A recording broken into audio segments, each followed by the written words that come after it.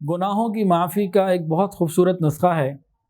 فرمایا کہ جڑوں سے بھی گناہ نکل جاتے ہیں، انسان پاک صاف ہو جاتا ہے۔ نبی علیہ السلام نے فرمایا، حدیث سنیے، طبرانی شریف کی روایت ہے، فرمایا کہ جمعے کے دن کا غسل آدمی کے گناہوں کو بالوں کی جڑوں تک سے اکھاڑ کے پھینک دیتا ہے۔ جمعے کو غسل کرنا چاہیے۔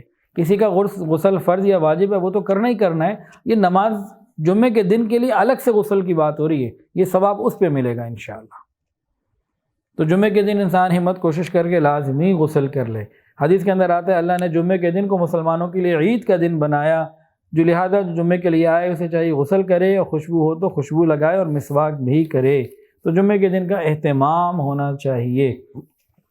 پھر جمعے کے دن سورہ کہف کی تلاوت، یہ بہت بڑا عمل ہے۔ فرمایا جو شخص جمعے کے دن میں سورہ کہف پڑھے اس کے لیے دونوں جمعوں کے درمیان کے وقت نورانیت ملتی ہے، چمک جاتا ہے معاملہ، تو اس کی بھی پابندی ہونی چاہیے۔